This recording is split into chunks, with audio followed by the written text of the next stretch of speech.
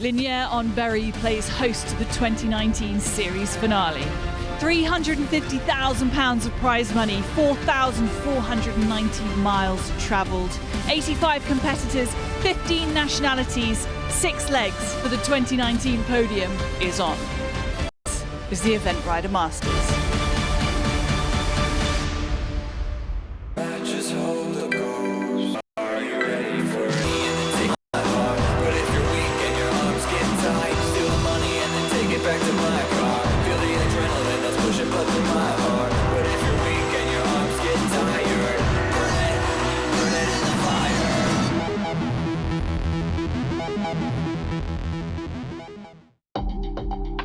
France plays host to the Event Rider Masters 2019 finale, where the Masters road to Lignières-en-Berry concludes.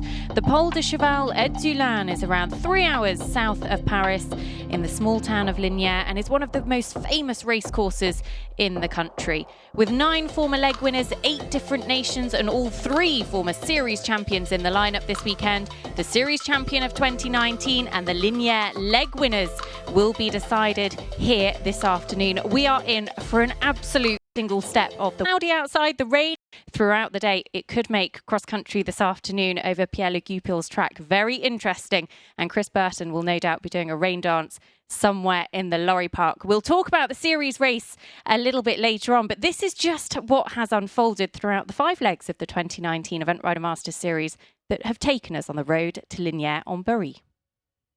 Series looks set to push the boundaries of equestrian sport. This leg were series favourites Chris Burton and Laura Collett. Also returning was the now FEI world number 1 Tim Price with the world-renowned Wesco. With exceptional horsepower in his string and the world number 1 ranking, he was a man on form. Riders also expected to make a serious assault were fan favourites Bill Levitt and Sarah Cohen, both pushing for the podium with renewed vigour. The season championship, the competition and the road to Lignières-en-Berry. Leg 1, Chatsworth. Drama from the off saw Chris Burton withdraw after the show jumping.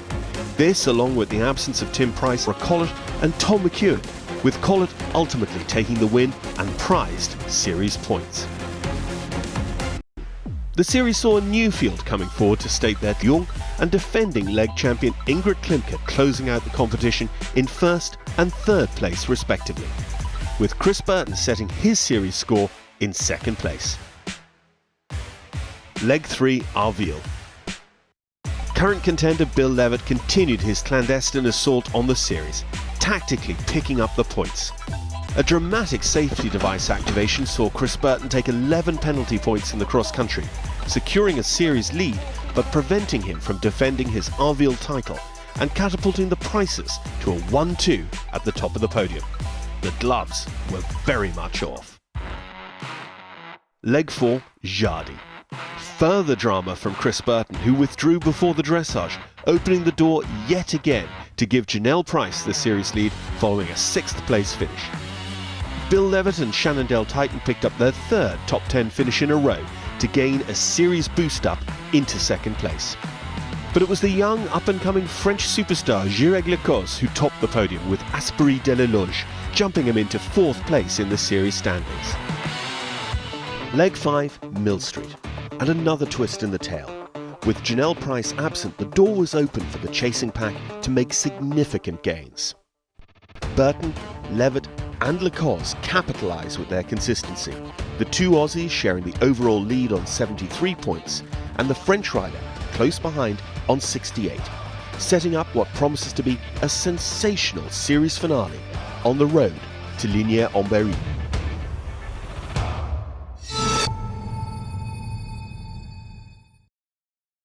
Well, let's take a look at that series leaderboard. 5 of the 6 legs. There is the defending champion, Chris Burton, 73 points to his name. And actually, Bill Levitt absent here from Lignières. Shannondale Titan, his Event Rider Masters campaigner, was retired from the sport after Mill Street, so he's not able to get more series points here. That opens the door for Gireg Lecoz. Will we see a French flag on the podium here on the series as we decide that as the day progresses? Look out for Sarah Cohen and Alex Bragg also looking to get in good series points here. It can all change. We'll be coming on to just how the series is unfolding very shortly. But yesterday, it was all about the dressage, the style and the grace.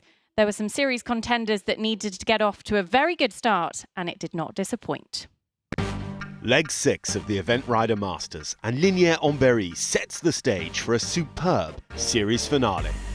18 of the world's finest combinations line up as the 2019 title race reaches its climax. A second or 2 seconds a rail can be the difference between winning and losing, so I'm just going to try and hold our own this week, and if I can get one over them somewhere along the line, we'll be happy. I'm really nervous about this one, really anxious about doing well. I'm very lucky I've got a lovely mare to ride here, so we'll let her loose and see what she does. Series contender Jureg Lecause laid down a score of 29.4 on Asprey de la Loge in the opening session, a score bettered by closest title rival Janelle Price on Grovine de Rêve. 28.5 saw the Kiwi rider end the phase in 9th. Meanwhile, a disappointing test for current series leader Chris Burton and Quality Purdy, earning the pair a dressage score of 30, 15th after the opening phase. And his quest to retain the Masters title suddenly looks like a difficult task. He has now put himself under pressure. British rider Sarah Cohen and her trusty Treason came out swinging at the season closer. A superb test score of 23.0 is a personal best for the combination, placing them in 3rd at the end of day 1. Cohen's compatriot Gemma Tattersall showed her class on new ride Jalapeno. 22.3 and the 2017 series champion claimed 2nd on the live leaderboard at the end of dressage. But it was German Olympic superstar Michael Jung and Star Connection who shined the brightest in leg 6 dressage. He is well on track to take over at the top of the leaderboard. The Jardy 2017 winning combination earned a cool 21.7 for their excellent test and the overnight lead going into show jumping. Yeah, Star Connection was really nice to ride. He was relaxed but with still positive power. It's a really beautiful horse. Well, let's take a look at that leaderboard. Michael Young out in front, 21.7, a personal best for the horse at the level with Star Connection. Then the likes of Gemma Tattersall, Jalapeno, Sarah Cohen, a career personal best for Treason sees her well in touch. And actually, 1 pole in the show jumping covers the top 5, 2 poles covers the top 13. So if we look a little bit further on down the order, that's where we see the real series contenders. Janelle Price, Jureg Lecause.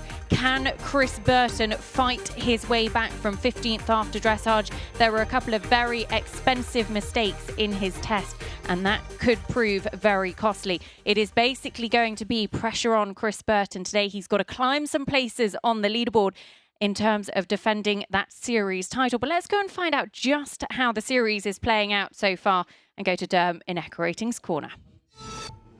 What a final day, Nicole, because we knew the series was going to be exciting as we got to the climax, but we didn't expect it to be this good because we still have a huge amount which can play out. He was on 73 points coming in here, Chris Burton, top of the leaderboard, favourite to take the series, absolutely.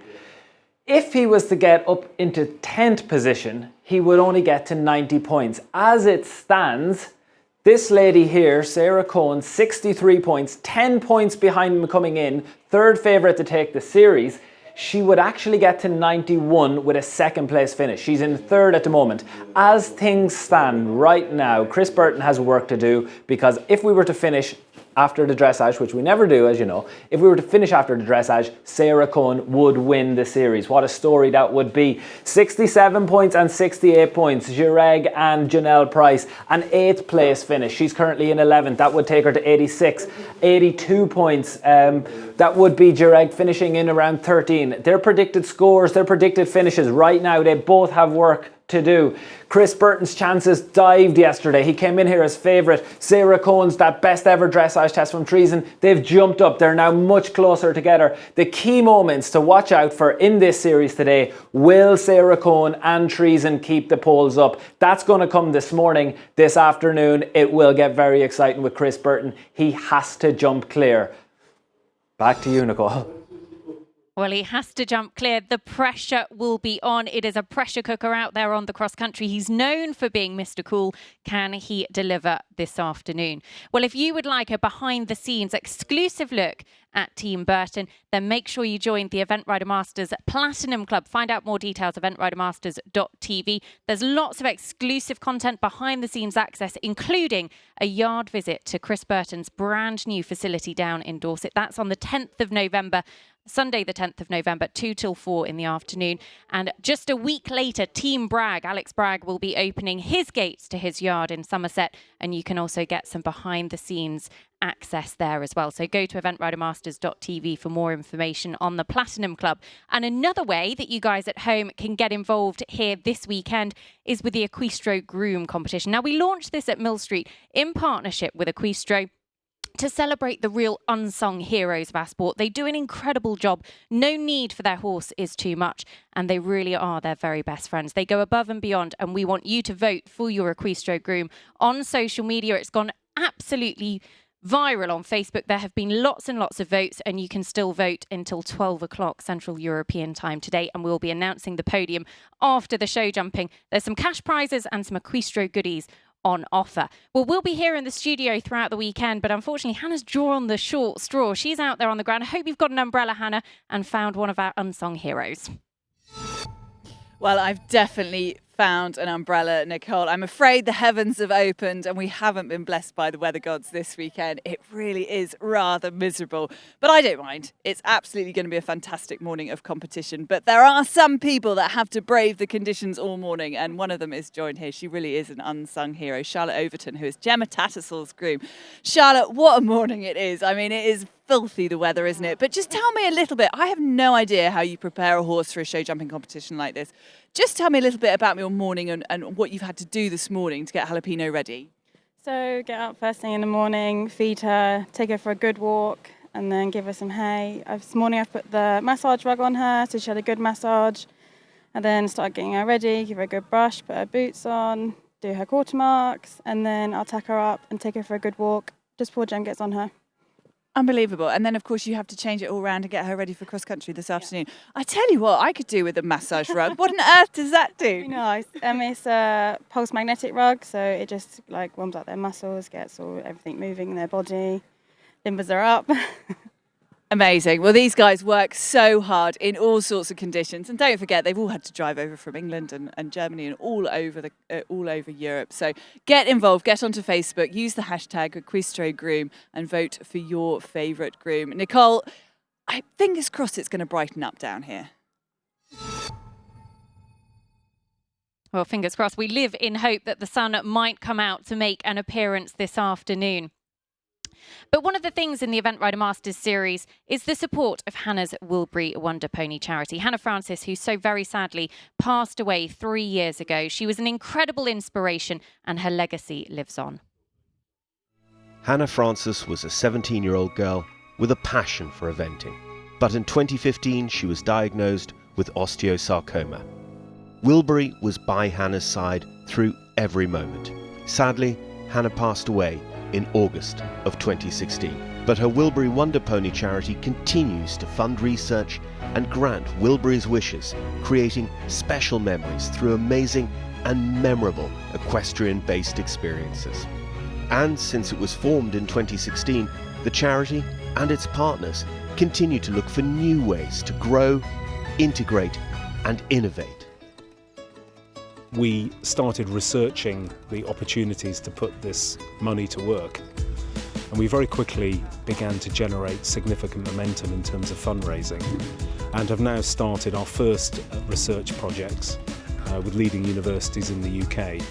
And we're also part funding some PhD studentships to try and grow the young scientists of tomorrow, all of whom are focusing on osteosarcoma research. SAP approached us as the technology partner of ERM and offered to help us not only build a greater presence through our involvement with ERM, but also from a technology point of view to help develop an app which would allow those enjoying the ERM series to participate with the charity through the app. Technology is a major means to reach large audiences. Our spectator judging app, meanwhile, has become a standard in the sport. And as of today, donations for Hannah's Wilbury Wonder Pony can be made directly through this app. So you can just go to the header, click on Hannah's Wilbury Wonder Pony and do your donation. So whenever you judge along at one of the many events with spectator judging these days, think about it and you can make a difference and support Hannah's dream. The charity is wonderful. All the event riders want to make sure that enough people donate for it, and now it's possible to donate through the SAP app to really do something very good. So please keep enjoying the content that Event Rider Masters is producing for you, and please keep donating to Hannah's Wilbury Wonder Pony charity.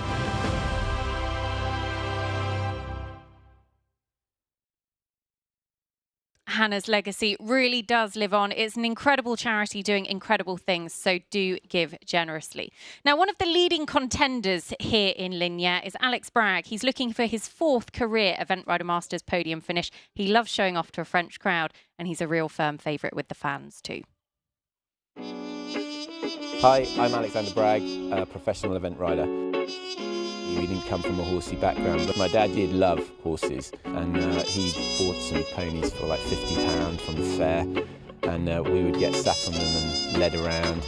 My dad used to kind of collect together all the naughty ponies that no one else could ride, and basically just pawned me out as a jockey to turn them around. And I did that until I was about 15, and then I stopped riding altogether. I missed the competitive side of it.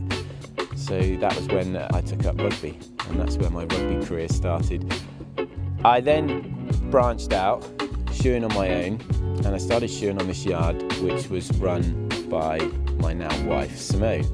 And she was the event rider. She was back into horses, and while she was pregnant, her event horse was sat there getting fat. And I said, well, you know, why don't I just do a little bit of work with him and sort of dust off the riding boots and get on, and that's what I did, and yeah, then I was hooked and it all began. Which horse am I closest to? It's like picking a favourite child out of the bunch. I mean, it's nearly impossible. De Greb, you know, he's a very, very special horse for me. He's whether he's picked up my characteristics and temperament or whether that was always in him, but we really started off together, green as grass. We had no idea he was going to be such a great horse when we started. I had no idea that I'd be competitive at this level as a rider when we started. But we've come up both naive through the ranks.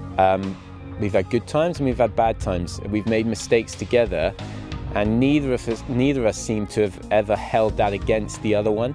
We both didn't know how to answer the question properly, and we both came crunching down on the floor together. I just think his loyalty to me is second to none, and every time I go there with the bridle to put on him, he's always his ears forward. He's very enthusiastic for work, and it's been a pleasure to ride him and have him, and hopefully I can keep him going for a couple more seasons and have the success that he sort of deserves and has earned. I have a horse which I've ridden in the Master Series already called Alcatraz, which is here with Oliver Townend. I had good success in Jardy with him. The owner and I went our separate ways over Mill Street. All part and parcel of the business that sometimes, you know, horses are going to move about, and it doesn't mean you suddenly want that horse to fail. I would wish for him to do slightly less well than me, but I'd still like him to perform and come out of the competition, you know, fit and happy. There's always change, it's ever evolving. We've had some new owners join the team, which is really exciting, with some really exciting new horses. You know, there's nothing better than when things are against you. It's like the phoenix coming out of the fire, and that, you know, you're just not going to be beaten. I've always had one goal in mind, and that is to actually take over the world and Team Bragg be the name that everybody thinks of. Nothing's going to stop me from doing that. Let the rain hit the window pane, hit them like, oh. A flow, we was both in the same boat. Co-captain to the sink so damn low. A team that's so keen. Is Alex Bragg just making his final preparations for the show jumping. He is quite the showman. He would dearly love to take the Lignières title here this weekend. Can he do it, lying in 4th place with Zagreb after the first phase? He'll be one of the last to go in the show jumping, the reverse order show jumping, and we are creeping ever closer now to the first of those horses going into the arena. Just under 5 minutes until the first horse goes into the show jumping. But the question on everybody's lips is going to be, what is it going to take to win here in Lignières, and who is going to do it? Dan? The answer is in Equa Rating's corner. Nicole, Chris Burton was the man who won the final leg and the series. But who wins the leg? Look, answers on a postcard today. Michael Young. We thought Chris Burton would be able to challenge, but actually that dressage test yesterday has completely changed everything. Star Connection 21.7, and his eventing prediction centre has just gone through the roof, 31%. He's now out and out favourite. Really interesting. Treason. This is going to all depend on the show jumping round, as I've said, but their score of 23 leaves them second favourite for the leg, and Zagreb as well. Little bit better show jumper, I would say. Both fast horses. We'll see how that time plays out, but they're the 2 second favourites. Who jumps clear this morning? These guys are going to be following it live and telling you all. I would say Chris Burton, Quality Purdy are the first ones to jump clear, along with Arnaud Boiteau, Coriano. Then we have Star Connection, Billy the Red, and Zagreb as the other 3. Here is the really interesting piece. Tim Price, Ascona M, Gemma Tattersall and Jalapeno, and Sarah Cohen and Treason. They are 3 very vulnerable horses in the show jumping phase. I'm expecting a pull down. Don't forget, 2 of these are currently in your top 3. There is going to be movement in this phase. Back to you, Nicole. Well, we can't wait to see how it unfolds. Tom McEwen in the studio with us. He's going to give us his expert insight on the show jumping as it unfolds. And we will be looking at that. Tom, you've been out, you've walked the course. What were your thoughts? I thought it was a really tough course. There's 3 water trays, a big arena. And I really do think that actually, I think it's going to cause a lot of problems. Like Derm was saying, I think there'll be a lot of changes in the leaderboard. And the Event Rider Masters option fence has a bit of a new look here, doesn't it? Completely. You've already jumped 2 trays before you got there, as we've seen a normal tray.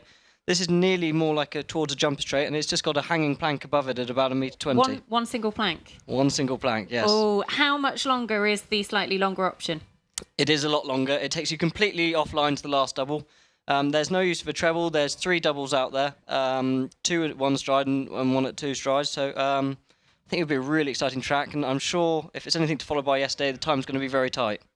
Well, we will watch this space as to how tough that show jumping is going to be. Let's take a look at the order in which competitors are coming forward. Reverse order show jumping, which means that Phoebe Locke, Picador, will be getting us underway. But look at that, a very early round for Chris Burton and Quality Purdy. She's one of the best show jumpers in the field, and she is going to need it here today.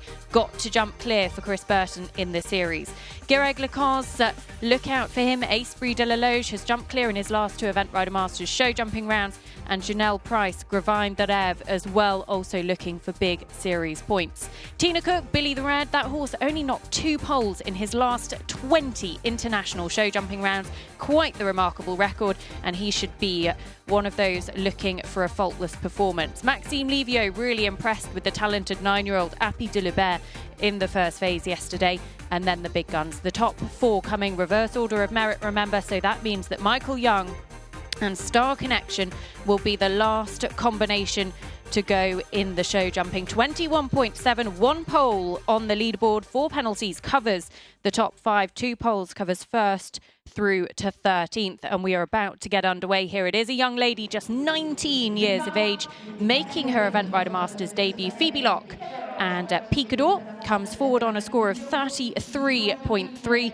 And Tom McEwen in the studio with us, going to talk us round. That's the Event Rider Masters option fence, Tom, that we've just been speaking about. It does look very airy in there. So it's the first view of the option. It's obviously the quicker route. It just has these flower pots in front of the tray, very blue tray, and very different to what we've seen. Yes, we have seen many trays, and the horses are completely used to it. But yes, a very different option to what we're used to, a very tall plank. So well, it'll be interesting to see how it unfolds. The course designer is Alexis Donadue, and we will be keeping you posted on that time allowed as well. 74 seconds it has been set at, 460 metres. The ground jury, of course, can review that after the first few have jumped. But Tom, talk us around the course, because This is the first opportunity we've really had to see it. Of course, as you see, fence 1-2 to an oxo, there is the option here to go inside an oxo to a triple bar. Then you follow down a very regular, I think it was 7 strides, down to this tall vertical with the plank on top to another vertical on 1 stride. That's curving around now. This is your first water tray under the fence, and it is an oxo on 4 strides to an upright. It has rained a lot here, as you can see, but the surface is unbelievable and will hold up really well. And then here you've actually got your first real open stretch, and this might be a bit of time where you've got to open up. There's an inside route inside this little tree here to another double. And as you can see, then you're curving around to this vertical before you come to the option. This vertical is actually slightly offset and set towards the side of the arena. As you can see, you're all wanting to curve around to the right to pick up your option. And this is your first C as the option. And as you can see, as an event horse, most of them are not going to have too much of a problem with that. And then following on to the double and curving round. And as you can see, the time's quite tight and there's still a long distance to go. So you're curving round here to this very tall upright vertical, and then it was a long old distance down to your last, right by the entrance of the arena. So it could always take the horse's eye off the last fence. Oh, sit tight, Phoebe. Now that is proving very expensive in terms of time penalties. 3 time penalties to add to the 8 jumping faults, and that will see her penalty score increase slightly as well. Yes, and Phoebe's done a...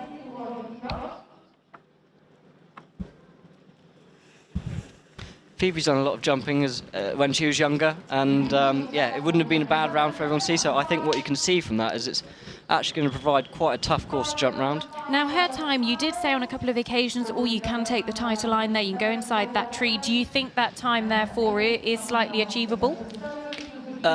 Watching that, yes, I think there's a lot more time to be saved. I think you could possibly go on a big canter. There's inside lines to go on. Yes, there's a lot more you can do really to make up the time. Every horse is different. So yeah, on to the next one. On to the next combination. Well, it is a young man making his Event Rider Masters debut. Marco Biazia and Trésor de la Loge, 31.5. Trésor de la Loge just keen to get his show jumping round underway. So this is the option when you know the time's a bit tight, so whether you're going to take a little bit more time to try and jump the fences clear. Every second over now is just 0.4, so it's not as costly as the clear round. But I do think this course is going to take a lot of jumping, but I do think within the field that we've got today, there's going to be a few clears out of the small group just because of the high quality of the field. Can I put you on the spot, Tom, and ask for a prediction? A prediction of? How many clear rounds? Say, 5. 5. There we go. 5. Watch this space. Well, here is Marco Biazia, 31.5 in 17th position coming forwards. And this is a horse that's actually had a pretty good jumping record in his last couple of internationals.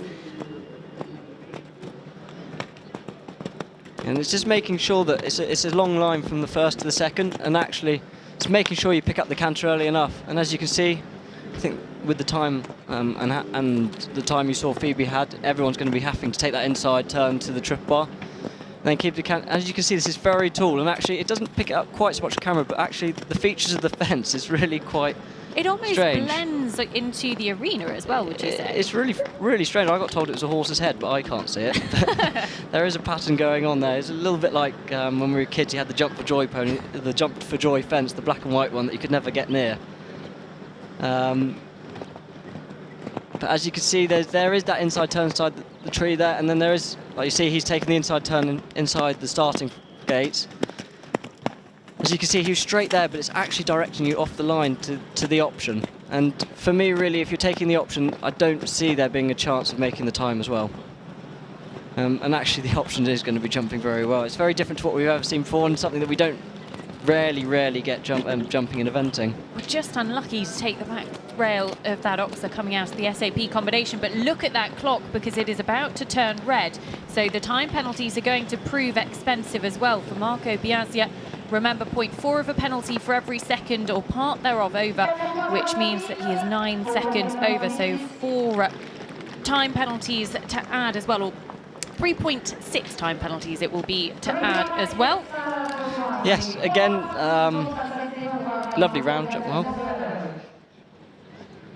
Jumped brilliantly. Obviously there's time to be had and it's a really tough time.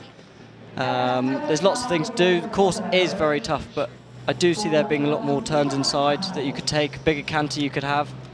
But the fences clearly can be jumped, so next up there's a lot of good jumpers to come, and I think just coming on the straight lines.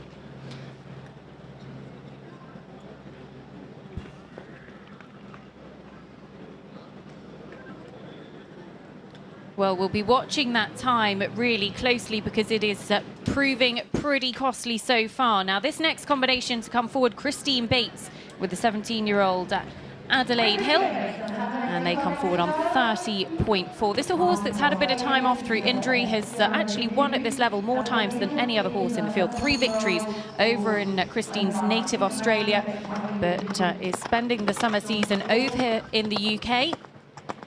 And Adelaide Hill is, as I say, pretty experienced, and actually on the Echo Ratings numbers have a pretty similar pattern to Marco Biasia and Trésor de la Loge.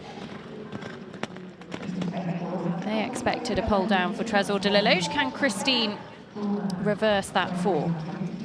And as you can see, coming around to fence 3, she's taken the outside option. She has come with a lot more canter, but she has gone outside that fence. And then she's actually come down the level distance down to the double. And she's come a little bit tighter around here to the oxer. And as you can see, there's a tray under there, slightly set back. And then here you could pick up the canter. There is a bit of a canter around, sort of a bit of a loop here where there's a bit of time to be saved and a long stretch.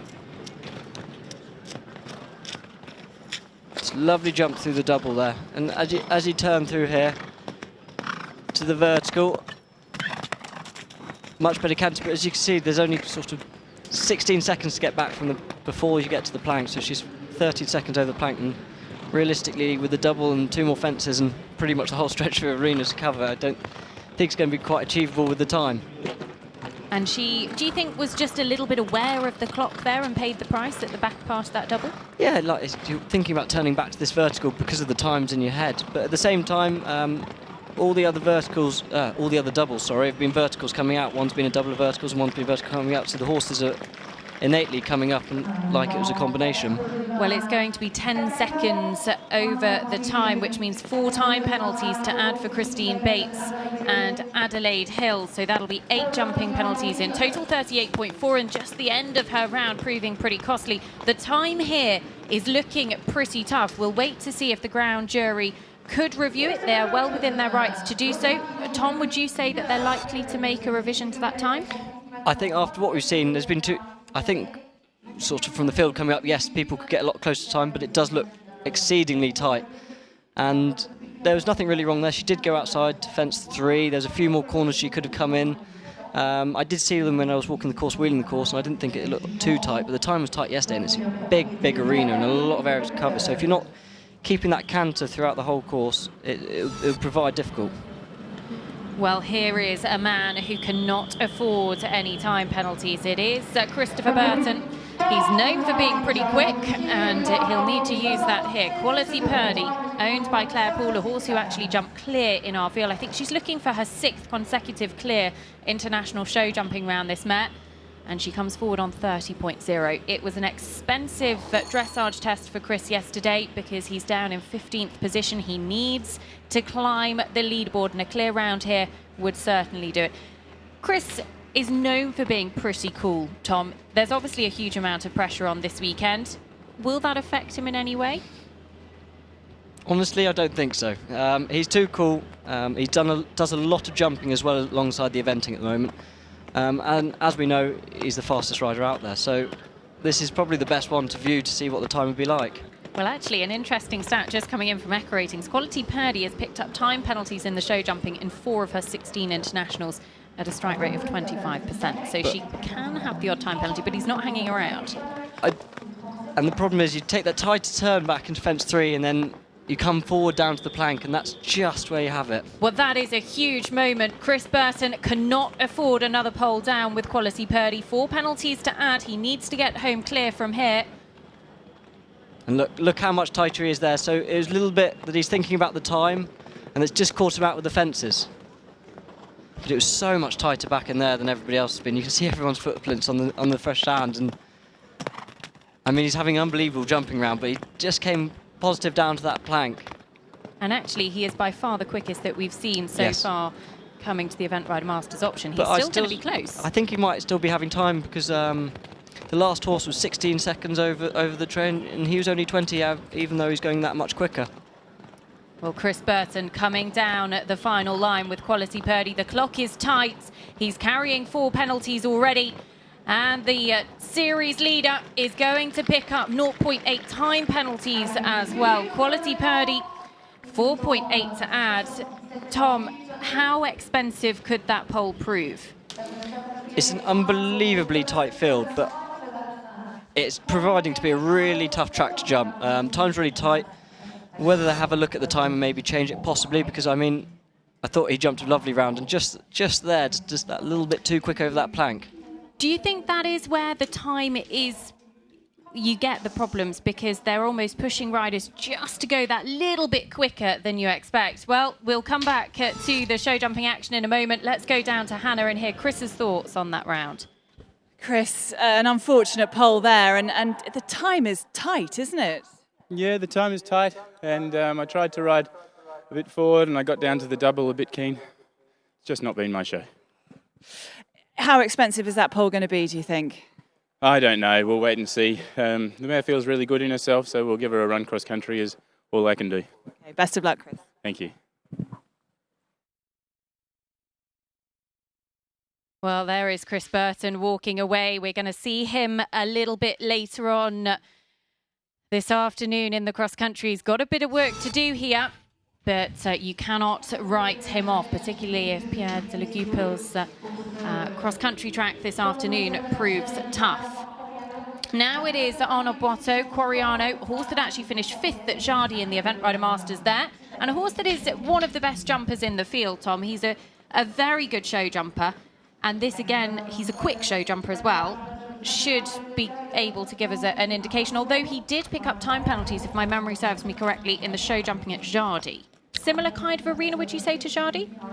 Similar kind of arena, maybe a little bit bigger here, but this is more, I know it sounds silly, but it seems more like a championship course. It's very spaced out, very long lines, very long distances, very easy to take an extra stride, but at the same time, plenty of places to make up that little bit of time for a bit bigger canter.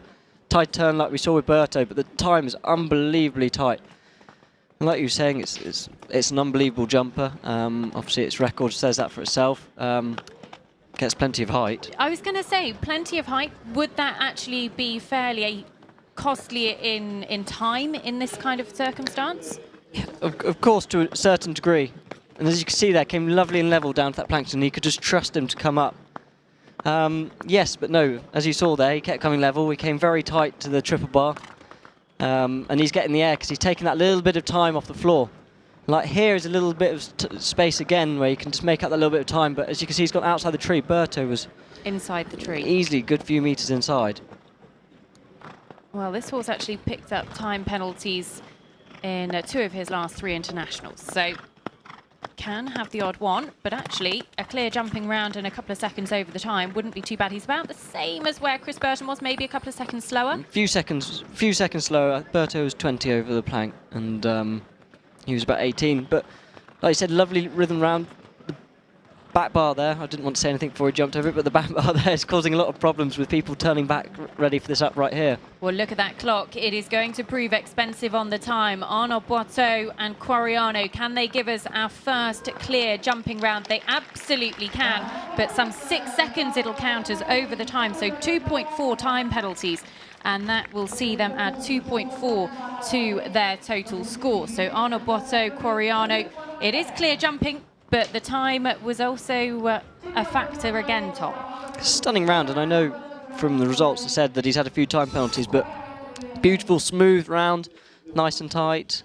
And yeah, like you say, the time's very tight, but they know the time's tight, so it's whether you take the risk like Berto did and possibly have a fence, or another good jumping horse jump clear, but take the time. And actually now, you know, 0.4 of a penalty for every second over the time, as opposed to the 1 penalty that it was last season. That as a rider actually must take the pressure off slightly. Of course, I don't think you can ever 100% rely that you're going to jump on clear, so I don't think it's the way to go. But as you can see, the unbelievable height of this horse. But at the same time, yes, having a fence to 1 second or 2 seconds over is quite an easy... Makes all the difference. Mathematical sum to make out. This is definitely a round we need to be watching closely. Guireg Lecoz, Esprit de la Loge, Guireg second behind Chris Burton in the series standings, 68 points. If he can jump clear, he puts the pressure on. 29.3. And this horse, Tom, has quite an extravagant jump, but we've spoken about it before. He actually rides in a very different bridle without a bit, almost like a head collar. What does that do for Guireg? So obviously he's going from very much natural feel, very much natural balance, so it just means that he can keep his canter a lot smoother because he can't change and dictate. And as you can say, look at his jump. He just trusts the jump as soon as he gets there, and he's got a lovely, beautiful jump on him. It's whether then he can sort of not chop and change, but sort of change his rhythm around the course so he can balance for the fences. Now, he looked to have come pretty close inside for that double. Really close, but then had such a great big jump, the horse really had to shorten to come out. And as you can see, he really is motoring around the corners. Well, look at this time. He's 19 seconds, so he is going to be tight on the clock as well. He's going to need to keep moving, Guireg Lecoz. But a clear jumping round here would be an absolute indicator for the Frenchman for series points. He comes down the final line. He needs to leave those fences up. It is the last fence. The clock is going to be tight, but if he can clear the last... He rubbed it, but it stayed. 1.2 time penalties. That is still a very impressive performance. And Guireg Lecoz opens up a gap ahead of Chris Burton on the leg leaderboard. And that could prove very important on the series. Derm, how is that?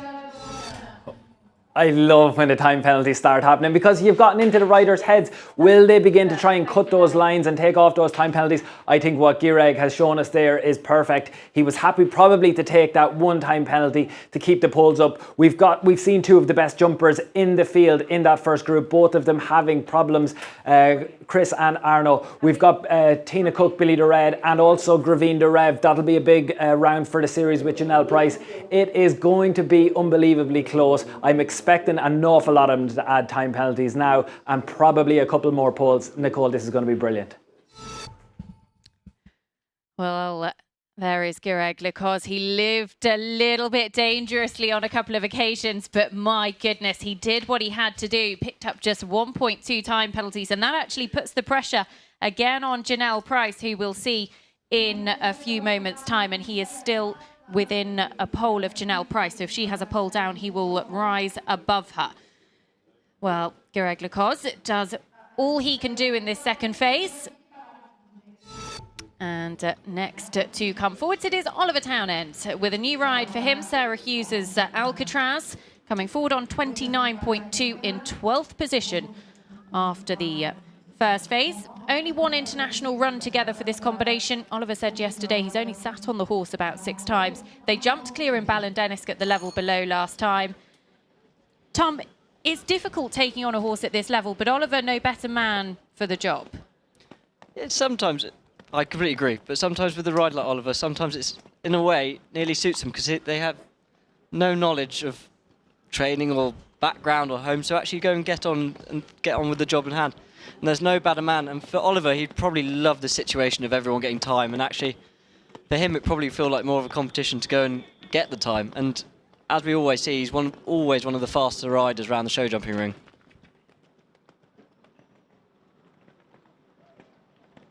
And as you can see, he's really up the canter around here, coming around the corner. Gone outside again. Maybe it's just so tight into that double. And he's really picking up the canter to sort of a bit of a quicker pace than you've seen everybody else on. Well, he's definitely one of the quicker, and actually he's still going to be flirting with that time allowed because he's around where Chris Burton was, and he's still got the combination and the final line to go. But Oliver Townend, you would not want to bet against him if he's going out under pressure on the cross-country this afternoon. Alcatraz down the final line. Just the last to go. The clock is going to turn red. but it is an exceptional clear jumping round. So it is going to be 4 seconds over, 1.6 time penalties to add. Oliver Townend 30.8, and that drops him below Gireg Lecoz. Gireg Lecoz rises a place on the leaderboard. Series points, remember, are at stake for the 2019 Event Rider Masters title. Well, Oliver will be, I'm sure, delighted with that performance. And he gave the horse a super ride, Tom. Did not leave anything to chance for the time. Left nothing to chance for the time. He was good, he was quick, rhythm. I mean, it's a spot on round. It's like he said, for him to have only ridden it 6 times shows the quality of rider he really is. Well, confirmed from our ground jury, the time has been revised slightly. It's now 76 seconds. That doesn't actually affect the leaderboard as things stand at the moment. It is in the clubhouse. Gireg Lecoz out in front of Oliver Townend. And just a second in that show jumping pushes Oliver that 1 place behind Gireg on the leaderboard. But 76 seconds is the time allowed. Well, here's a young man who put in an exceptional performance in the dressage yesterday. Tom Goman and Thibaut de Kuijsen. I think the first has gone for Tom. Yeah, sadly, the first gone. They look like they're having a little bit of a slight tug of war into the first Discussion. Discussion, yes. Gone around the fence. Doesn't look like he's in a rush for the time too much. If you'd seen the last few riders, really tight. They were nearly straight for a stride or two before that trip bar. And he was just a little bit off the first part of that double, but the horse helped him out. It definitely really made him try through the double. And like you say, huge, big, rangy stride. Looks like he doesn't find it quite so easy to collect as some of the others, like quite shorten himself up in the related distances like some of the others. And this double's actually, they've been finding it a bit short in the middle here. But he was a little bit off and came down the back bar. That pole goes, and that actually means that he drops behind Chris Burton and Quality Purdy. So Chris Burton will rise a place, which he'll be delighted with for series points. I mean, it's all so close between these riders. Like we were saying, the time maybe not so much, but these poles really are costly now. And the time is going to prove very costly for Tom there, because he only had 10 seconds to get home. The clock is going to turn red. 0.4 of a penalty, remember, for every second or part second thereof over the time. Yeah, I mean, as we saw as he set off, didn't look like he was in over worry for the time. You could see the clock was already red before he came to second last. Well, 13.2 to add, 41.7 his total. And that'll just drop him a couple of places on the leaderboard. Will actually drop him below Adelaide Hill and Christine Bates, and below Marco Biazia and Trésor de la Loge. Well, we're inside the top 10 now in the series finale of the Event Rider Masters here in Lignières-en-Berry. We hope you're enjoying all of our coverage here on eventridermasters.tv. We will be bringing you all of the cross-country action live and free this afternoon as well. Who will be the series champion? And will it be Chris Burton defending his title? We won't know the winner until the last horse crosses the line in Lignières this afternoon. Well, that is Oliver Townend just walking back up the chute alongside Karen Shooter, who's a huge part of Team Townend. That is the live leaderboard. Gireg Lecoz is climbing with that very good performance on Esprit de la Loge. Yeah, and I think the problem with the arena is such a big arena. It's not just the turnbacks you need to require to make up the time, but you also need to keep this big canter rhythm going to keep up with the time. And I think that's slightly where it's providing really difficult because people are getting the turnbacks, but it's very difficult to keep the big canter that they're requiring to get anywhere near this time. Well, here is David Dole with Patsy Mason's Mr. Hi-Ho. Comes forward on 28.5. And they put in a personal best as a combination in the dressage yesterday. David came through junior young rider ranks and making his mark on Team GB Nations Cup teams as well. Yeah, he's had plenty of experiences. He goes abroad quite a lot, so he's very used to seeing these different types of courses. How much of an advantage is that? Are things very different? Ooh, first part of the combination goes. No, we're very much used to the grass and sort of the British old turf, and these courses are usually always on a surface. They love this sand surface. Obviously, we've had a lot of extra water, a little bit of extra water. But at the same time, everything's slightly different. We get quite used to our same sort of course builders, and it's great to come out and see different things. I do think that possibly is probably a little bit down on the clock where you want to be, because now for all these riders coming up, it's going to be so tight, and really a clear round would completely change the whole thing. And actually, we're seeing Greg Lecour's climb. He is going to be very down on the clock, David Dole, which could help out Chris Burton, because Chris Burton on 34.8. So if David drops behind him, Chris Burton climbs another place for series points. Yeah, and it's a lovely rhythmical round. And to be honest, at most events at home, sort of intermediate advanced, it'd be absolutely fine time. But this is just a lot of tight time. People just having to adjust the way they go. And I think you might see the riders, like Tim Janelle, as we know, go down to Spain quite often, jumping at the beginning of the year, and you might see that sort of things coming along. Well, David Dole, 7.6 to add 36.1, so that drops him a few places on the leaderboard. He goes behind Greg Lecour's, Oliver Townend, Arnaud Boiteau, Chris Burton as well. And that's the pole, the first part of the combination that goes. And that's actually been down a couple of times so far, Tom. It's been one of the most influential fences on the track. Yeah, that and actually the back bar coming out of the last double, both of them, I think, number one, you've got a triple bar, so it is sending you forward, and then you're wanting the time, so you wanted to keep coming down on your canter rhythm. And with the back bar, you're thinking of time, thinking how close to your home, and just slightly turning back. Well, next to come forward, it is Janelle Price with Gravine Darev. This is the horse that has given her 2 Event Rider Masters top 10 finishes, 9th in Wiesbaden, 6th in Jardy. Just looking a little bit hot at the start of his round, Tom. He looks ready to rumble. He did before the dressage as well. Janelle did a super job there, 28.5 their starting score coming forwards.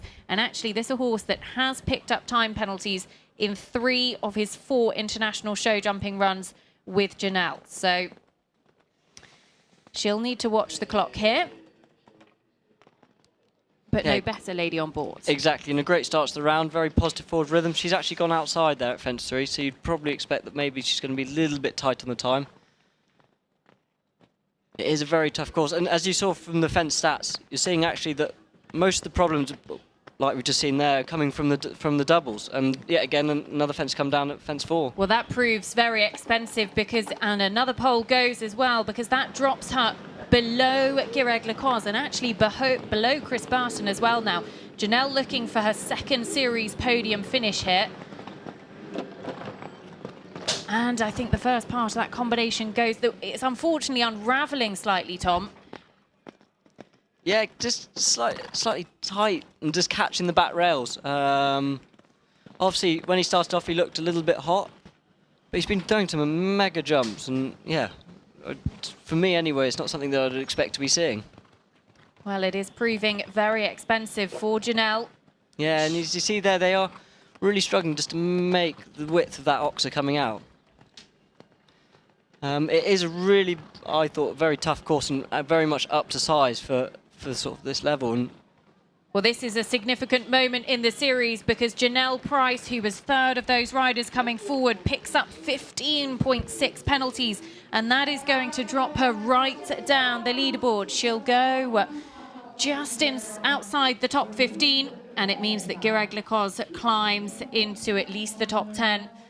And likewise, Chris Burton as well will take advantage of that. Let's go and find out, Hannah, how things are shaping up down there on the ground. Okay, Nicole, thank you. Janelle! Oh. Yeah, I don't really know it. She maybe a little flat with the surface. He just wasn't quite making the back rails today. No, just came to sort of catching his back legs and they just weren't staying up. But Yeah, well. You still going to run cross country? I'll tell you shortly. All right, thank you. If Janelle Price doesn't come forward to the cross country, because it would open the door for another rider to go on to the series podium. Well, next to come forwards, it is Tina Cook. Tina rides Billy the Red, and this is a horse that is so experienced, just a 12-year-old, but a massive amount of top-level experience, including an individual top 10 at the World Equestrian Games last year, part of the British team that won European gold at Stragom 2017, and Team Silver in Le Moulin this year. only 2 poles have been rolled in this horse's last 20 international rounds. Tom, you know Tina well, and you actually said, I think she's going to jump clear. I don't want to speak too soon, but yes, in the back room, I would definitely say that. Huge experience of horse, huge experience of rider. And the first goes. Oh, whoops, Daisy. Well, that is a real shock because this horse, one of the highest rated show jumpers in the field, just the first went. Do you think it just caught them a little bit by surprise? Yeah, oh, I don't think anyone was expecting it. Yeah, I mean, definitely didn't see another one coming down. And, oh dear, I have to eat my words, aren't I? I've seen this horse jump so many times, training at shows, and it's just the most unbelievable jumper. Tina's the most unbelievable rider, and they do jump some of the most unbelievable clears at the tightest of times. So I really didn't see this. I did see fence 4 coming down a lot more than it possibly. I know it's come down enough, but I did see that being the problematic fence. 'Cause that plank is on nothing. It's just might as well be on air. Well, and Chris Burton both climb the leaderboard. And as you can see, they're making lovely shape over the plank. The time is looking pretty tight, but at this stage, I think Tina wouldn't be too worried about that. No, I think nearly now she's sort of gone back to she's had a couple of uncharacteristic. That's what I'm going for. Fences, and probably gone back to a bit of a schooling round and just put a few things down because, as you can see, he's got the most unbelievable jump and, yeah, just very unusual, really. Well, disappointing for Tina Cook, Billy the Reds, and he's still full of beans at the end of her rounds at 11.6 to add 40.1. She stays inside the top 15, but that means that clear jumping round from Greg LaCoste. You can just see how much water is in the arena here, Tom. It really has rained. It has rained, but that isn't just rain. That is also them spraying the surface with water. They do water the arenas here on the continent, don't they? Yeah, exactly. And they're slightly domed, so all the water does run off to the outside. So it slightly over-exaggerates the rain. We haven't had quite that much rain. It's been more of a 7. This is Khalil with Atos Barbotia. And this a horse that's fairly inexperienced at the level. Just 1 run, finished 4th in the Nations Cup at Hara-Dupin back in August, 27.6. Tom Rude that pole down in Hara because it actually cost him the win. But he won't be looking to make the same mistake here. And a clear round, Tom, will absolutely make all the difference. Completely. I mean, he started off really well. As we know, Tom's amazing rider, does a lot of jumping himself. I mean, beautiful jumping. And like you say, now with the new coefficient, I mean, it's always so tight, a little bit close there to the plank, and I mean, it really is wrong. Like I said, that plank really is on air. And as you can see, over the first water tray there on the 4 strides, and then this is where a little bit of time could be made up, but it's all to do with the rideability. Well inside the tree there, coming into this double. Ooh, little off direction. Tom lived dangerously there. He is. For me, he is flirting with the time. I think he's going to pick up time penalties here. Hold his position. It wouldn't be too expensive for him if he can leave all the poles up from here on home. So there's still a bit of jumping with that ox coming out and then down the last line. He's picked up the canter, so you just want to keep the rideability all the way to the end of the round. Well, let's look at that clock. It is turning red, but if he clears the last, then he will be on top of the clubhouse leaderboard. 29.6. Tom Khalil, Atos Barbotier, the one to beat. He holds his position and goes to the top of the clubhouse leaderboard. The show jumping, well, it is all drama, Derm. It's all drama in this series. When Chris Burton first knocked that pole, we thought, okay, series chances have gone down. Then Gireg jumped clear with just some time penalties. His chances have gone up. Janelle, probably chances gone right down now for the series, which means the door is open for someone else to potentially join the podium. Alex Bragg and Zagreb, I think, are that person. Gemma Tattersall and Jalapeno to come. We have got 5 of the most exciting rounds coming up in the Event Rider Masters. This is going to be the one to watch. Zagreb is there. Ascona M is there, Star Connection is there. This is going to be an incredible 5 rounds. Will anyone go clear inside the time, Nicole?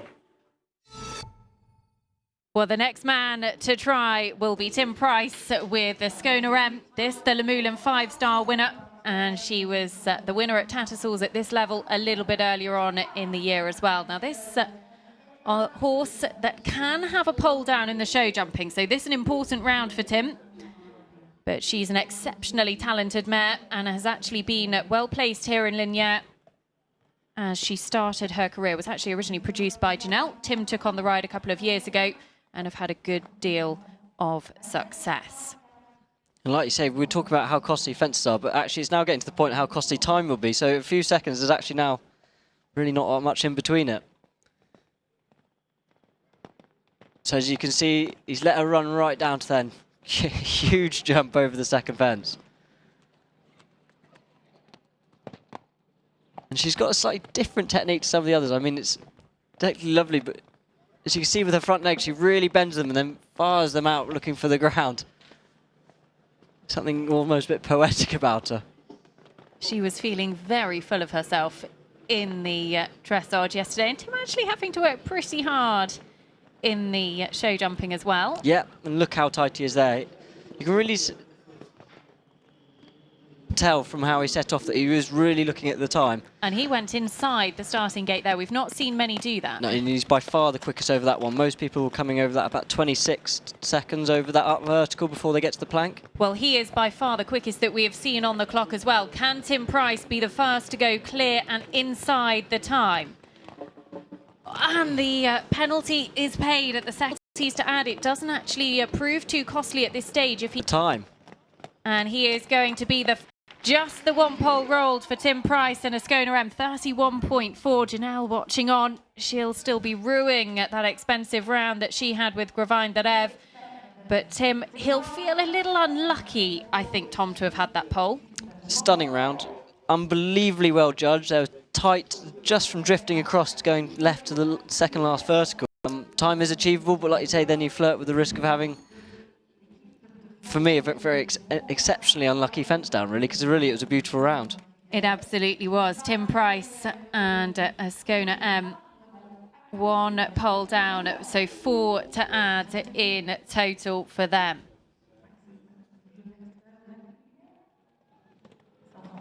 Well, next come forward, Maxime Livio, Appy Dulebert. It's a horse, again, only a 9-year-old, inexperienced at the level, 25.1, their starting score.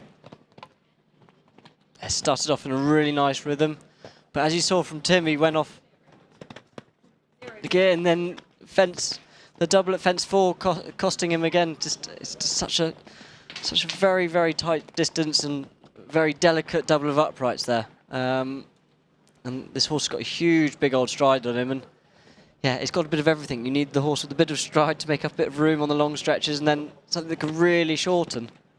And unfortunately, just pay the price at the combination. One pole goes there for them as well. One pole and a boot. And a boot, and another pole, unfortunately.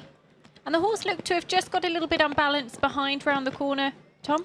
Yeah, it just slight loss of rhythm, really. And it's slightly... He started off in such a nice rhythm, it just looked like that fence down coming out of the double 4B. It just slightly shook him and just slightly lost rhythm, whereas actually looks like he's back again. Well, Maxime comes down the final line, carrying 12 jumping penalties. He's going to add a little bit of time as well. I mean, with that huge stride, realistically, he wasn't that much over the time.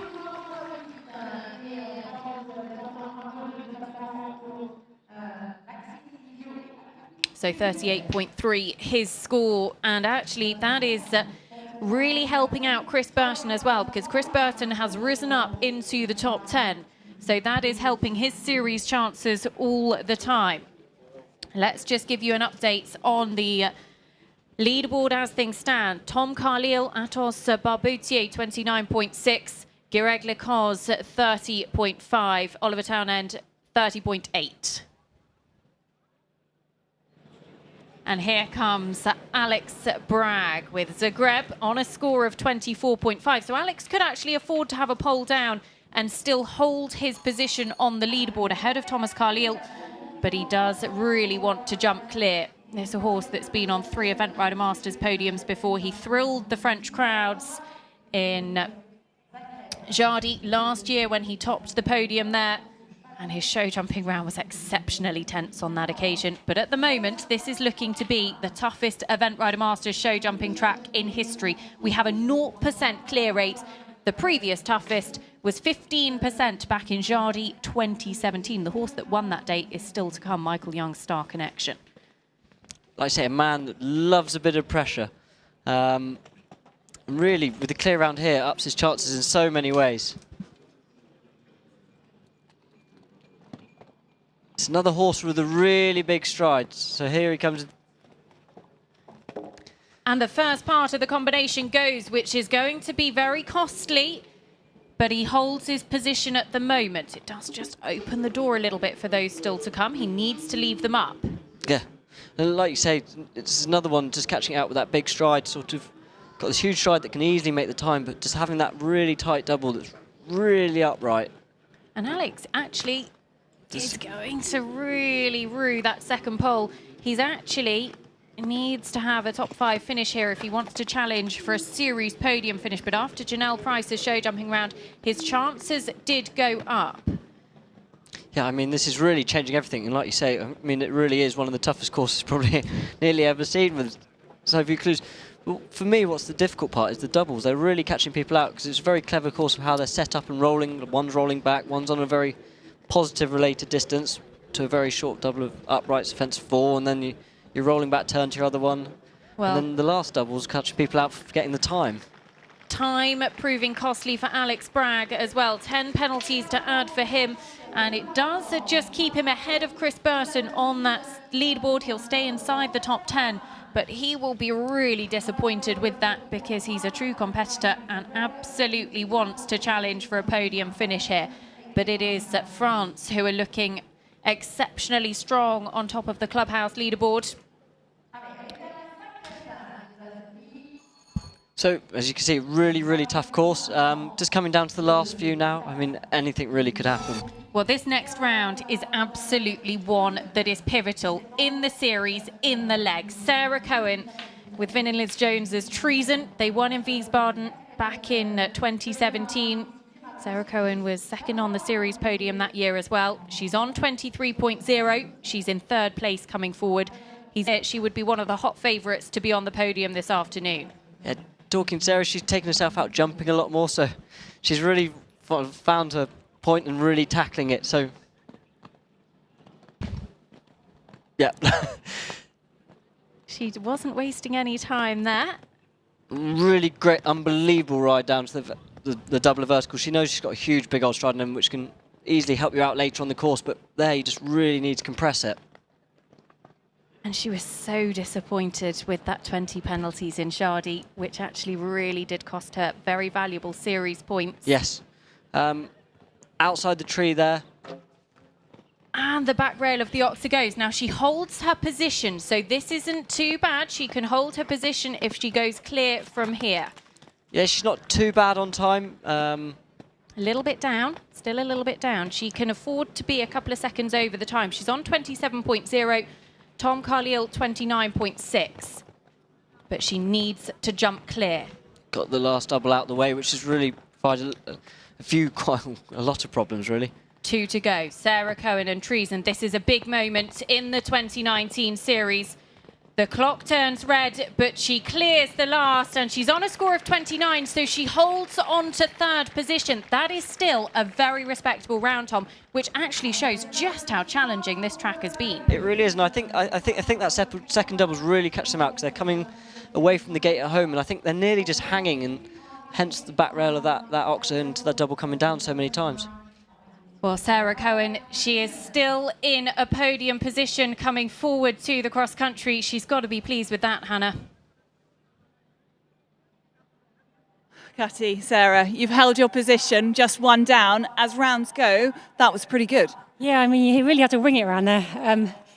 I gave him a bit more room, came outside the flower thing to keep moving, because I was worried he'd grab that back rail, but we still managed to grab it. But he felt fantastic, and he jumped great. I'm really pleased with him. You're in a super position going into this afternoon. Can you hang on? We're going to have a go. She absolutely is going to have a go. Well, here is Gemma Tattersall with Chris and Lisa Stones at Jalapeno. This is a new ride for her this year. This mare was actually produced by Karen Donkers in Belgium, but Gemma's had a good amount of success with her already. Actually was second in the long format at Bramham at this level a little bit earlier on this summer, and Gemma, no stranger to being under pressure in Event Rider Masters series, and actually she has an incredible record in Event Rider Masters show jumping rounds as well. I think she averages just 1.9 penalties in the show jumping from something like 19 appearances. So she's a lady who does a lot of pure show jumping as well, Tom. She's going to need that here. Yeah, I think that stat says enough, really. I mean, we all know Gemma is renowned for her show jumping. But obviously this track is unbelievably tough and taking absolutely no prisoners from any direction. And like Cutty was saying, like, you give yourself a bit more time over the auction, you still grab the back rail. So, I mean, it really is providing quite a few lovely through the... Out of the way. I'm moving the canter around here, and this is around the gate here. And now she's on 22.3. Oh, just gets away with a lucky rub coming out of the second combination. Sarah Cohen, her closest challenger, on 29, so she can afford to have a pole and a few time to still stay ahead. But if she can put the pressure on Michael Young, he won't be able to afford a mistake. Yeah, she's looking tight to the time, but she's so clever with her ring craft in the arena, being so tight all around the corners, keep the canter, making the back rail. I was a little bit worried then that it just started to cramp up a little bit, but... Well, the time is going to prove influential once again, but Gemma Tattersall clear jumping as she comes to the last with Jalapeno, and she clears it. So she goes to the top of the clubhouse leaderboard and she puts the pressure on the double Olympic champion. Michael Young cannot afford a penalty. 2-time penalties, Tom. Masterclass from the former Event Rider Masters champion. Masterclass, and on this sand you can really see how many feet she is inside everybody else. And it is, yeah, like you say, it's ring craft, it's masterclass, it's miles of show jumping under the clock.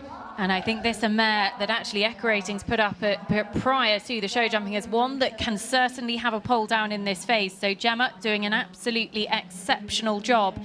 And Jalapeno is on that very good starting score. Well, next to come forward, it is Michael Young and Star Connection, a horse bidding for 3 Event Rider Masters leg wins this weekend. Won Jardy 2017, Wiesbaden. And of course, Michael Young, the double Olympic champion. Exceptionally talented jumper, I think going for his 11th. But he can afford to be a couple of seconds over here. He just has to leave the poles up, Tom. Yeah, Mickey really looks like he's picked up the canter for the Octa. And Michael Young competes on... Hickstead on the Nations Cup team jumping is quite exceptional and actually really... he's leaving nothing to chance. He's not relying just on the couple of time penalties in the clear round. He looks like he's stepped the canter up for the canter, for the time.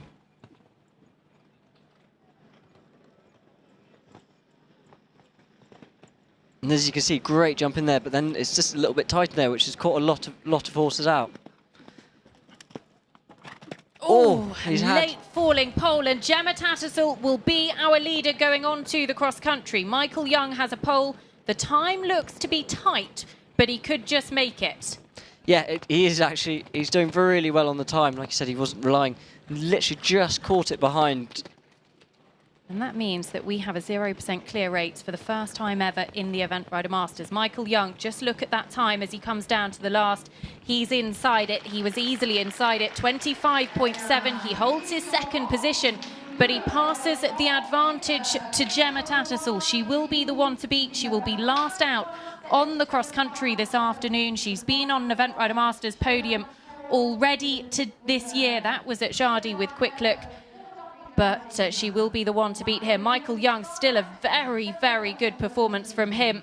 And Star Connection will be second going into the cross country. But my goodness, Gemma Tattersall must be delighted, Hannah.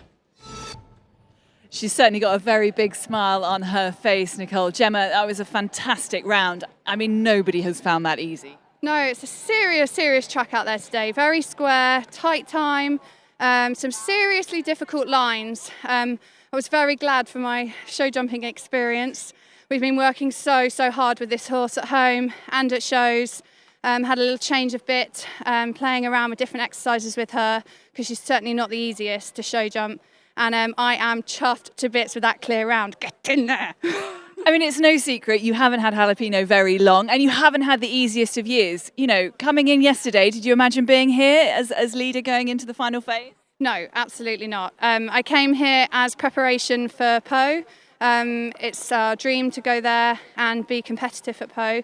But to be in this position is really great, and I just want to give her the best ride possible this afternoon so that we can prepare ourselves well and hopefully still be competitive here as well. Your best ride possible is very, very fast, Emma. I don't think you're going to be touchable out there. I don't know. We'll certainly be, you know, foot to the throttle. Definitely, we'll be going for it. But at the same time, I want a good jumping clear round as well for confidence. Best of luck. Thank you. Well, what a show jumping round. A second phase in Lignières en Barry for the final Event Rider Masters leg of 2019. And we have not that we have a 0% clear rate. The previous hardest was 15% in Jardy a couple of years ago. Gemma Tattersall will be the one to beat on the cross country, 24.3. Her score going out as last to go. Michael Young, Cohen holds her position. Tom Carlile, a super round with Atos Barbotier, sees him climb up to fourth. And look at that, Greg Lecons, Esprit de la Loge, had one of the best performances. In fact, they had the best performance in the show jumping phase. Drops a couple of places down for him, and Chris Burton, Quality Purdy, climbed 5 places into the top 10. That is hugely important for series points for the defending champion. Disappointment for Tina Cook, Billy the Red, and really for Janelle Price, Gravine the Rev, who will be struggling for a series podium finish after that very disappointing show jumping performance. But it has been a really influential second phase here in Lignières. We hope you've enjoyed all of the show jumping action because it really does set the scene for this afternoon. Tom McEwen in the studio with me throughout the show jumping. Tom, expectation? Yeah, it was big, it was square. You saw Mickey and Tim's rounds, stunning rounds, and just caught them out nearly with the time, just because you're having to keep up on that rhythm and the beat of the canter. And it's, yeah, they both had really unlucky rails down, and actually it's cost them more than a few people with just having a bit of time in the clear round. So, yeah, there's so many factors and brains having to whirl and work out what they're going to do. The time really does actually make such a difference, doesn't it? Because you just have to take those extra risks here and there. Yeah, and like you say, with this year, with the time being this tight, so yeah, it's the risks, weighing up risks in both. Is the one to beat going out and to see how the numbers are looking in the series. Oh, Nicole, the numbers have gotten so interesting now. Obviously, 0% clear rate is something we do not see very often, never before seen in the Event Rider Masters, as you say. However, listen to this, because right now Chris Burton is in 9th position. When that poll came down, we did think the door was open, but we didn't realise that early in the competition that actually there was going to be a lot more polls and a lot more time. If Chris Burton was to finish in 9th position, and he was likely to climb a little bit, but 9th position would put him on 91 points. Greg Lecons, I would say, the big winner from that phase. He's currently sitting in 5th. If he was to finish in 5th, he would end up on 90 points. So 90, 91, Treason, Sarah Cohn, they had a poll down. It didn't cost them as much as we expected it to cost them. They're in 3rd right now. If they were to finish in 3rd, they would finish on 89 points. So 90, 91, 90 and 89. Who is going to make those time penalties or those jumping penalties count this afternoon? Gemma Tattersall, she's probably in the series left herself too much to do. She's on 44 points, so to add 30 even with a win would probably not see her rise high enough. Alex Bragg, the penalties for Zagreb there did prove influential and expensive. He did have a chance of getting onto the series podium. That's still there, it's just lower. Of course, that finish, 91, that sees Chris Burton in 9th. The fastest man in the world, very good jumper. I would say he is likely to climb from there. That show jumping round, with all the polls coming down, I don't think enough people have put the pressure on him. He remains the favourite. Greg is the climber. He is now likely to hit the podium if he can do what he did at Jardy with a good clear jumping round, and Treason now still in with a shout. If they can finish on where they are now, 89 points would see them hit the podium. If they can climb it all, even 2 places, it would potentially see them win. Everything is wide open, probably Janelle being the one which has dropped out. Chris Burton, Greg Lecons and Sarah Cohn and Treason. We have got an incredible afternoon of cross-country in store, Nicole. I won't lie, I am glad the Decker ratings have got the calculators out, are crunching the numbers because it is going to be so close this afternoon. Well, we will be bringing you all of the cross-country action a little bit later on. But one thing that you guys at home have been voting for throughout the weekend is for your favourite Equistro groom. You've been voting in your hundreds across social media. Let's go and find out who's won. Yes, Nicole, as you say, the votes have been pouring in on social media, and I'm delighted to say that Dominic Deveau is joining me. He's the Regional Director of Vetekino. Dominic, tell us a little bit about the Equistro brand. Sure. So Equistro was originally founded in Germany over 30 years ago. And from the start, it was a pharmaceutical company, namely Equistro Pharma, GmbH, focusing on producing and manufacturing and marketing pharmaceutical medicines for horses. And from 2001, Vetoquinol together created and merged together with Equistro Pharma in order to develop some more equine medicines. And today we have a range of over 40 products for any kind of horses, foals, athletic, eventing horses, everything. And tell me a little bit about the sport of eventing and why it works for your brand. I mean, these horses are incredible. They have to be so multidisciplined. They have to be able to turn from a beautiful dressage test to racing across country. Yes, exactly. So eventing means very much for Equistro because even more than many other equine disciplines, you really need to have a very, very strong teamwork between the horse and the rider. So it means a full trust between them. It means much daring and also a lot of collaboration. And trust, dare, and collaborate are the three core values for Equistro as part of the Vetoquinol group.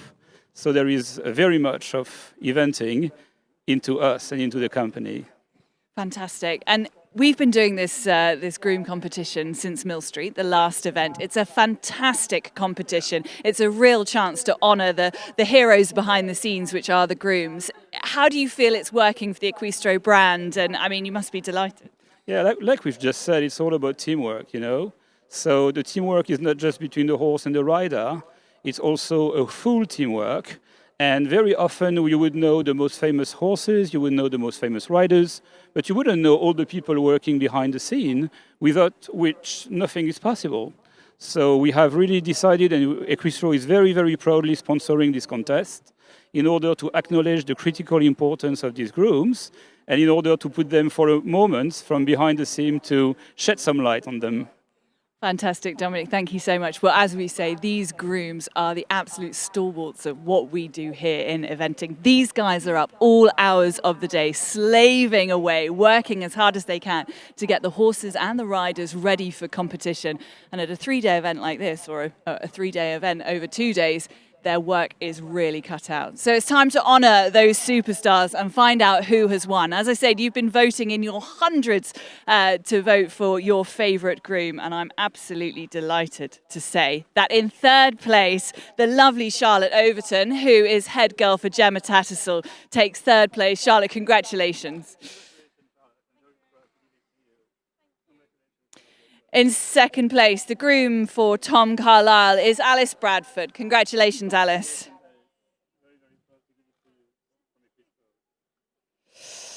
And in first place, it's a joint combination. These girls work very hard. We know how beautiful Alex Bragg's horses are. Sophie Daniels and Samantha Trehan.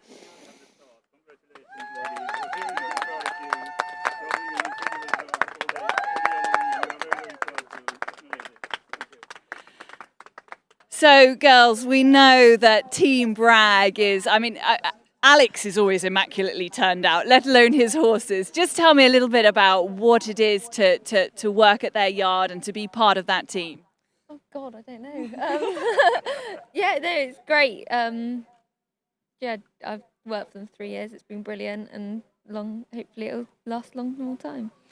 And the work that you have to do intensifies when you come to a competition. You turn up here, you guys have been driving through the night all the way over from the UK, you get here, you've got a number of horses to prepare. You know, your work is so full on, isn't it? Yeah, it is, and it's so nice to work with such a great team like at home, and then when we come away and there's such lovely people everywhere. So it's nice to, you know, work with such a great family, really, because that's what it is. It's just a family.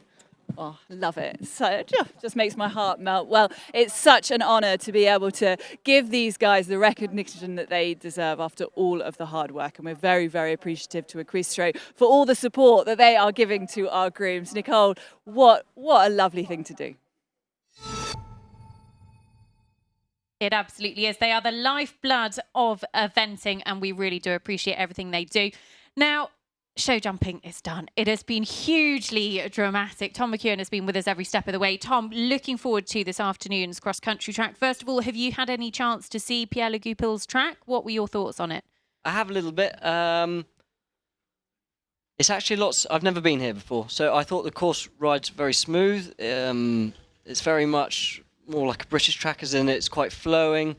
I think for the riding horses, it's easy to say when you're not riding. It's not going to be one of the toughest tracks they've ever seen, but at the same time, speed causes problems. And pressure builds mistakes as well, and it is going to be a pressure cooker. Can I ask, Tom, you know I love to put you on the spot. Predictions. Who is going to win the leg? Can Gemma Tattersall hold on? Will Michael Young knock her off the top spot?